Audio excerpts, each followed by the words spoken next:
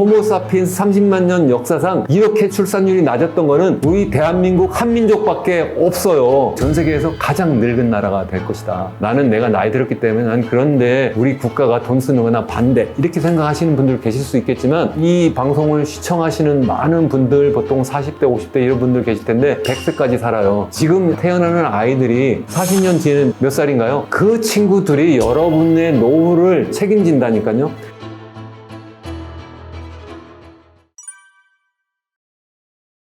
우선 우리나라의 인구 고령화가 어느 정도인지 말씀을 드리려고 해요. 우리나라의 전체 인구 중에서 65세 이상 인구가 차지하는 비율은 지난해 기준으로 18% 정도 돼요. 감이 안 잡히실 수도 있는데 일본의 경우에는 지난해 기준으로 한 30% 되니까요. 한 10%포인트 낮습니다. 그러니까 아직 뭐 괜찮네 이렇게 생각하실 수 있는데 문제는 속도예요. 우리나라의 고령화는 전 세계에서 가장 빠른 속도로 진행되고 있다.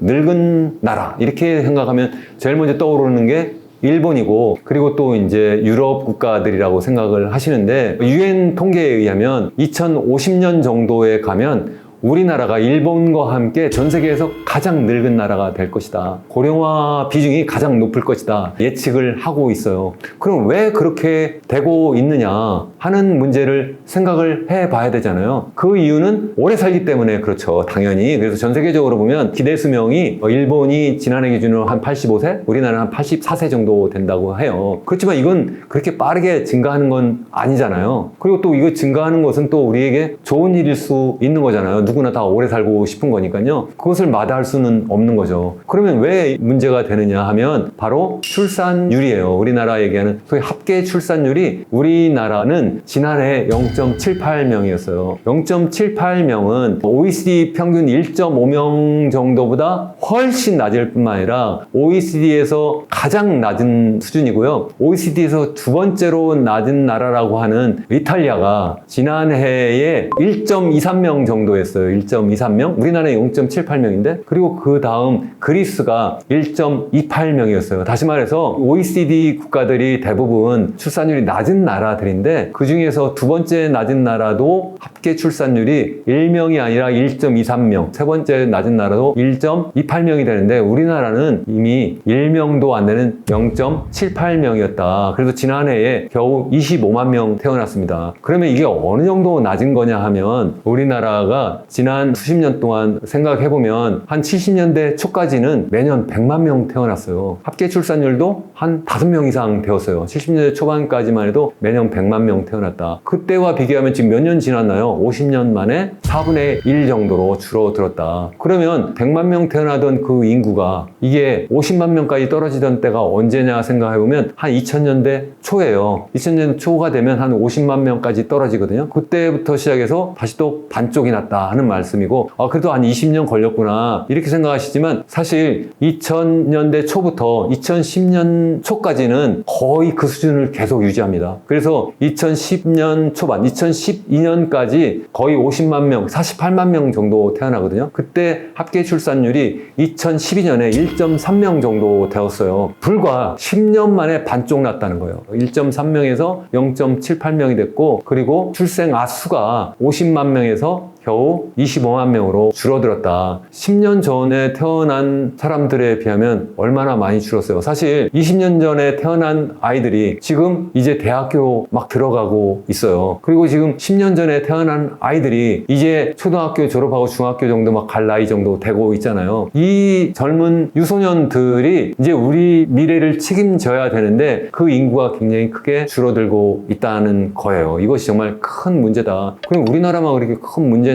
물론 전 세계적으로 사실 인구 고령화는 다 진행되고 있어요. 문제는 우리나라가 가장 빠르다. 전 세계적으로 보면 사실 평균 수명은 산업혁명 이후에 한 100년이 지나서 산업혁명은 한 18세기 중엽에 시작됐다고 우리가 알고 있잖아요. 근데 한 19세기 중엽부터 한 100년이 지나서 산업혁명이 서구권으로 확산된 다음부터 드디어 이제 식량 생산도 늘어나고 그리고 여러 가지 의료 보건 기술도 많이 늘어나고 이렇게 되면서 수명이 그 이전에 산업혁명 시작하는 당시까지만 해도 한 40세가 안 되었었는데 이게 굉장히 빠르게 증가합니다. 그렇게 빠르게 증가했는데 합계 출산율은 그거보다 또 100년이 지나서 20세기 중반부터 시작해서 빠르게 감소하기 시작해요. 그 왜 그렇게 됐느냐? 사람들이 오래 사는 것과 연관도 있고 사람들이 오래 사는 것뿐만 아니라 소득 수준이 높아지면서 교육 수준이 전반적으로 높아지고 또 보통 교육이 이제는 남성뿐만 아니라 여성에게까지 확산되고 또 민주주의가 확산되면서 여성들의 정치 참여, 사회 참여, 경제 활동 참여가 계속 늘어나면서 그래서 출산율이 빠르게 감소해 왔다. 우리나라도 마찬가지다. 우리나라는 그렇지만 서구권에 비해서는 좀 늦게 합계 출산율이 우리나라 같은 경우에는 1970년대 중반 이후부터 한 80년대 이후 이렇게 본격적으로 감소하기 시작했는데 그래도 시작은 늦었지만 속도는 우리나라 가장 빠르다는 것이 정말 문제다는 거고 바로 그렇기 때문에 고령화 속도가 가장 빨라서 2050년이 되면 전 세계에서 가장 고령화 지수가 높을 것이라는 것이고 일본과 비슷하다고 얘기하는데 제가 볼 때는 일본을 추월할 가능성이 크다. 왜 그러냐면 사람들이 오해하고 있는 것 중에 하나가 일본 하면 고령 인구가 많은 나라 그러니까 당연히 출산율도 낮겠지 생각하지만 출산율이 1.3명 정도 수준이거든요. 우리나라 1.3명이 언제라고 말씀드렸어요. 10년 전 1.3명이었다가 지금 0.78명으로 곤두박질 쳤다고 말씀드리잖아요. 일본은 1.3명에서 거의 떨어지지 않고요. 2000년대 초반 잠깐 1.28명 정도 이렇게 좀 떨어졌다가 다시 이 출산율을 높이려고 하는 정부의 여러 가지 대책이 많이 있었어요. 계속 있어 왔고 그래서 다시 출산율이 조금씩 증가해서 지금 1.3명 정도 수준까지 유지하고 있다. 그래도 일본 정부는 지금 계속 인구가 고령화되는 것을 걱정하고 총인구수가 줄어드는 것을 걱정하고 여러 가지 대책을 세우고 있는데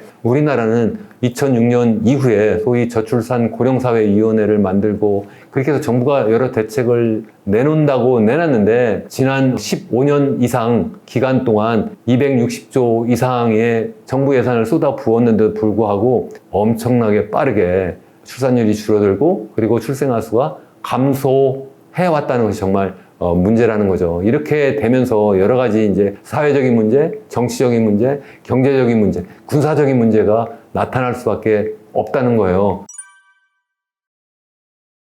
어떤 문제가 있겠느냐? 당장 사회적으로 보면 사람들이 나이가 들어가면서 사회 구성 비율이 노인들이 많고 그리고 또 젊은이는 상대적으로 줄어들면서 자연스러운 갈등이 있을 수도 있겠다. 왜 그러냐면 나이 든 분들은 점점 더 오래 살아요. 집에서도 보면 예전에는 한 세대 전, 두 세대 전에는 우리 할아버지 세대 한 60세 남짓 살면 정말 오래 사시는 거다 해서 우리 한갑 잔치도 해드리고 이랬잖아요. 그런데 지금은 우리 부모님 세대만 해도 80세, 90세가 돼도 아마 안 돌아가실 거라고 저는 생각을 해요. 이 방송을 시청하시는 많은 분들 보통 40대, 50대 이런 분들 계실 텐데 제가 볼 때는 여러분들 우리나라 기대수명이 80대 중반 아니 84세니까 그때까지만 살 것이라고 생각하실지 모르지만 제가 볼 때 장단컨대 평균적으로 아마 100세까지는 다 사실 거라고 생각을 합니다. 그럼 우리 후세는 그 이상 120세까지도 막 살 거다 이렇게 생각을 저는 하고 있는데 그렇게 되면서 결국 뭐냐면 부모 세대가 계속 살아계시니까 우리의 그 자손 우리의 자식 세대가 부모 세대로부터 자연스럽게 재산을 물려받을 수가 없는 상황이에요. 집이라든가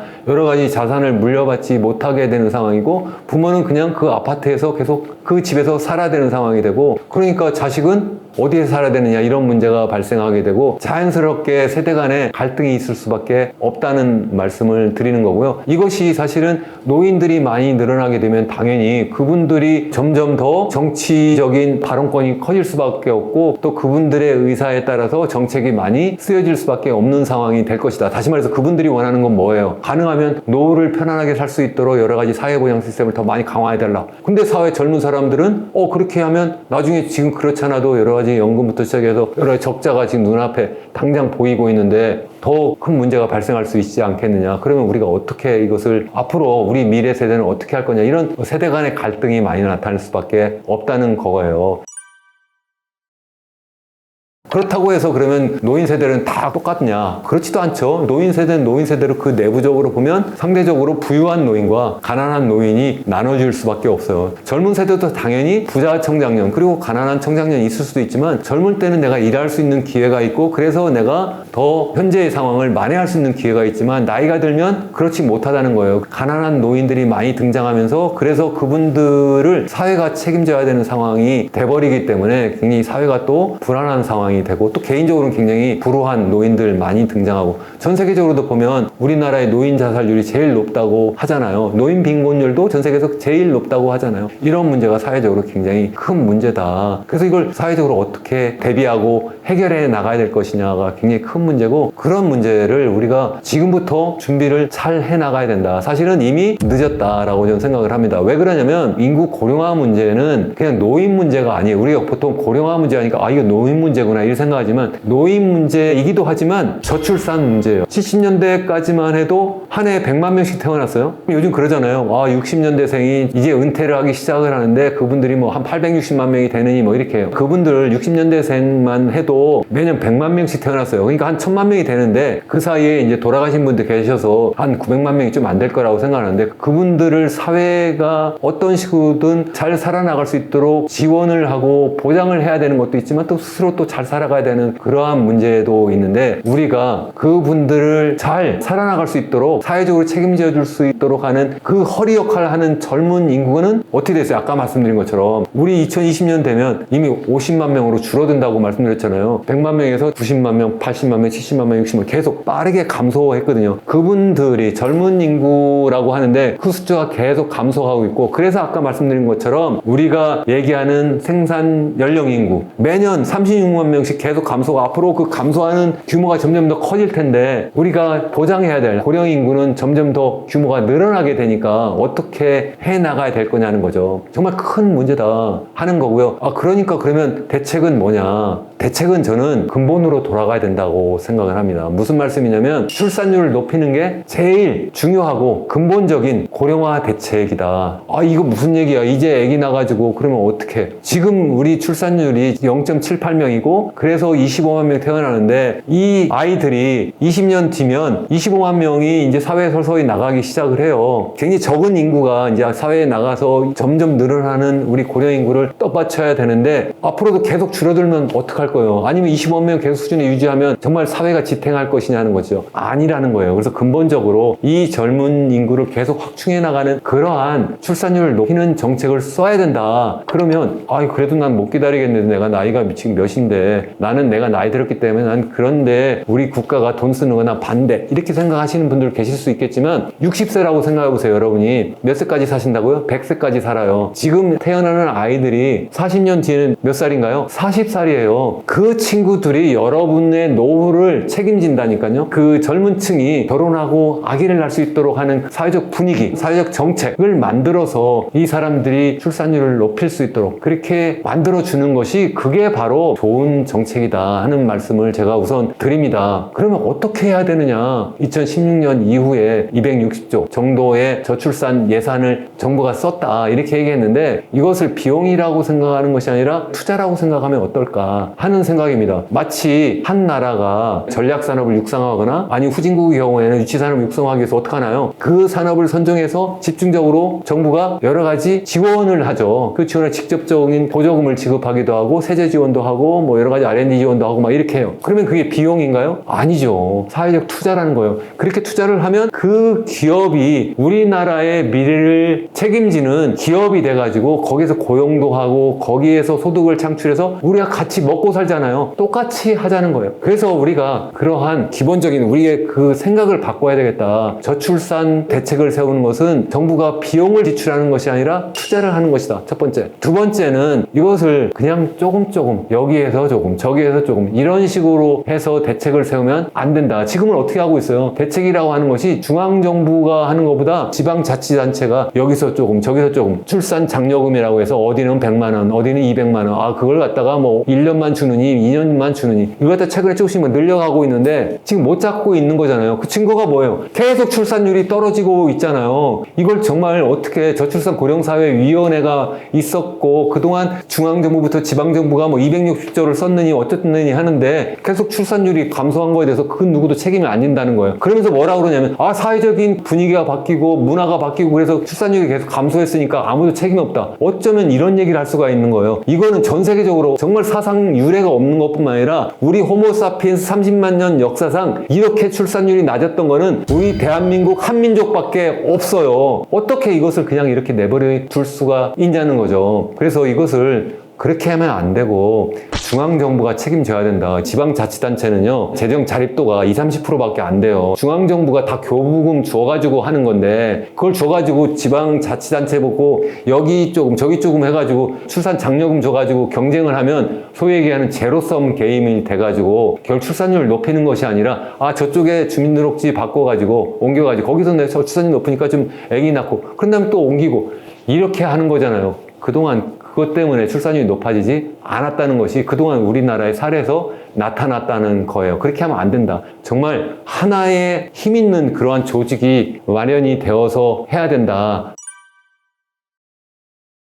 제가 지난번 출연에서도 한번 말씀을 드렸는데 인구부를 만들어야 된다. 인구 문제, 저출산 고령화 문제를 총괄하는 그러한 부처를 만들지 않으면 제가 볼 때는 앞으로 안 된다는 거고요. 이미 일본은 수년 전부터 1억 인구 총괄상이라고 해서 장관급의 그런 부서를 만들어서 열심히 지금 저출산 문제를 어떻게든 해결하려고 하고 있고 고령화 문제도 해결하려고 하고 있어요. 근데 우리나라는 그렇게 하지 못하고 있어서 이 문제를 정말 범정부적인 조직을 만들어서 해야 되겠다. 왜 그런 조직이 필요하냐 하면 저출산 고령화 문제는 경제 문제이기도 하고 건설 교통 문제이기도 하고 이것이 국방 문제이기도 하고 여러 사회 문제이기도 하고 여러 가지 문제가 종합적으로 해결되지 않으면 안 되는 그러한 문제라는 거예요. 그래서 과연 근본 원인이 뭐냐를 우선 알아야 되잖아요. 그동안 사실은 저출산의 원인에 대해서 조사기관에서 조사도 하고 아니면 학자들도 조사도 하고 막 이렇게 해왔어요. 조사하는 사람이 어떻게 질문하느냐에 따라서 거기에 있는 그 답안에서 선택을 해야 되기 때문에 굉장히 조사자의 의도에 따라서 아니면 의도하지 않았다고 해도 그 질문지의 답안의 유형에 따라서 결과가 달리 나타날 수밖에 없어요. 지난 3월 중앙일보와 SDI라고 하는 조사기관이 조사한 저출산의 원인에 대한 조사 결과가 있더라고요. 그래서 제가 그것을 보면서 내가 생각한 거랑 어떻게 보면 이렇게 똑같이 나왔지? 하는 탄성을 제가 질렀어요. 그 결과가 어떻게 나왔느냐 하면 그걸 남성과 여성으로 구분하고 또 전체 묶어서도 했는데 저는 이걸 남성과 여성 구분해서 봐야 된다고 생각을 해요. 남성만 놓고 보면 우리나라의 저출산 원인은 첫 번째, 불안정한 일자리 문제. 일자리를 구하기가 힘들어요. 제가 대학교에서 현재 강의를 하고 있는데 우리 학생들이 졸업할 때 일자리가 없어요. 일자리를 구하지 못해. 1년 정도 그냥 거의 뭐 취업하려고 여기저기 원서 내고 막 이렇게 하고 그냥 일시적으로 어디 가서 아르바이트하고 엔잡을 뛰고 막 이렇게 해요. 그리고 또 어디 가서 인턴도 하고 막 이래요. 그래서 일자리가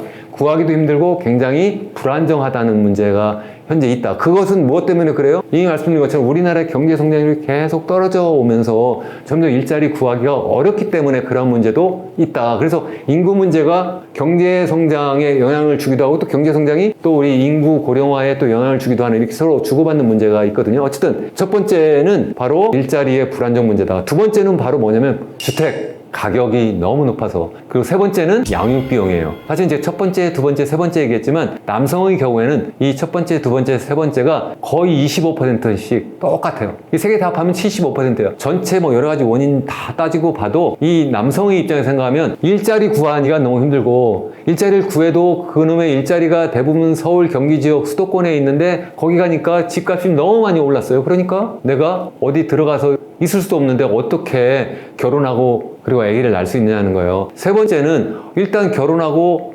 아기를 낳을까 하는데 이거 보니까 양육비용이 정말 많아요. 이게 뭐 조사 결과에 의하면 20세까지 아니면 또 대학 졸업할 때까지 보통 한 3억에서 4억 정도 든다고 하거든요. 그 정도면 내가 평생 어떻게 보면 내가 다른 데 돈 쓰지 않고 그냥 벌어가지고 그냥 자식 교육하는데 다 쓰고 말아야 되는 이런 상황이 되는데 어떻게 아기를 낳을 수가 있겠느냐는 거예요. 사실은 점점 출산율이 낮아지면서 아기를 하나만 갖게 되면 점점 더 그 아이에게 올인하게 돼가지고 사실은 그러한 양육비용, 사교육비용이 점점 더 높아지는 경향도 있거든요. 그렇기 때문에 점점 더 그러한 양육비용, 육아비용이 높아지면서 사람들이 아기를 갖기를 굉장히 힘들어한다. 그리고 네 번째는 바로 뭐냐면 이제 아기를 키울 때 집에서 아니면 직장에서 남자와 여자 간의 양육 분담 문제가 되는데 그건 한 10%도 안 돼요. 남성의 경우에. 근데 여성의 경우를 물어보면 여성은 반대로 첫 번째가 뭐냐면 양육, 육아를 남녀가 공평하게 나누지 못한다고 생각을 해요. 그게 너무 힘든 거예요. 그러니까 내가 아기를 가졌다고 하면 내가 결혼해서 아기를 가지면 내가 취업하는 것도 힘들 뿐만 아니라 취업을 해도 내가 그만둬야 되는 상황이 돼서 경력이 단절되고 다시 복귀를 못하는 상황이 될 가능성이 너무 크니까 아니면 불이익을 당할 가능성이 너무 크니까 못하겠다. 이런 사람들이 31% 정도 됩니다. 여성의 경우에 단연코 1위라는 거예요. 두 번째가 뭐냐면 양육비용이 한 20% 정도 됩니다. 그리고 나머지 일자리 구하는 문제, 일자리 불안정한 문제, 그리고 부동산 문제. 이게 이제 세 번째, 네 번째. 여성의 경우는 좀 다르다는 말씀을 드려요. 그럼 구체적으로는 어떻게 해야 되느냐? 이 각각에 대해서 해결 방안을 찾아보자는 거예요. 그래서 첫 번째는 아까 일자리 문제잖아요. 그래서 일자리를 그럼 어떻게 만들어 주느냐? 쉽지 않은 문제죠. 제일 중요한 건 어떻게 해요? 그냥 우리의 경제 성장률을 높이면 되잖아요. 이거는 이미 인구가 고령화되면서 계속 낮아지고 있기 때문에 쉽지 않다. 그래서 할 수 있는 방법은 결국은 청년 일자리를 많이 만들어 줘야 되는 건데 정말 쉽지 않은 문제다. 그래도 전 생각을 해볼 수 있는 것은 많이 욕을 먹을 수도 있는 문제인데 기왕이면 공무원이라든가 공공기관의 경우에는 결혼하고 아기를 출산하는 남자와 여자에 대해서 조금씩 혜택을 줄 수 있는 방안을 좀 찾아보면 어떨까. 이거는 우리 사회가 정말 앞으로 살아나야 되는 정말 절체절명의 그러한 중요한 문제를 해결하기 위한 하나의 방안으로서 뭐 크게도 아니지만 어쨌든 그래도 결혼하면 이 사회가 그래도 어느 정도 우리를 도와주려고 하는구나 느낌을 가질 수 있도록 하는 것이 좋지 않을까 이런 생각을 저는 하는 거예요. 그리고 두 번째 우리가 주거 문제잖아요. 주거 문제도 우리가 적극적으로 해결해야 된다. 제가 예전에 에이펙 사무국에서 일한 적이 있었는데 그게 싱가포르에 있거든요. 거기는 90%가 다 공공주택이에요. 우리나라보다 훨씬 좁은 땅덩어리, 인구 밀도도 훨씬 높은데 부동산 가격이 우리보다 훨씬 더 안정되어 있어요. 그 이유는 공공주택이 많다. 그렇다고 해서 지금 전부 그러한 공공주택을 바꿔야 되느냐? 그렇게는 할 수는 없죠. 적어도 새로운 주택을 공공주택으로 바꾸면 좋겠다. 지금 역전세 난다고 말씀드렸는데 그 역전세 난이 나고 주택을 팔아야 되는 상황이 될 때 정부가 이런 때 시장 가격보다 높게가 아니라 싸게, 정말 싸게 구입해가지고 갖고 있으면 그걸 가지고 이제 결혼하고 출산하는 젊은이들에게 우선적으로 분양하고 또 아니면 전세라든가 아니면 월세로 이렇게 살 수 있도록 하는 여건을 마련하는 것이 참 좋겠다. 아니면 서울 지역을 난 살고 싶다. 그래도 서울에도 재건축 단지가 점점 생겨나잖아요. 재건축할 때 거기에서 보면 일반 분양이라는 게 꼭 있거든요.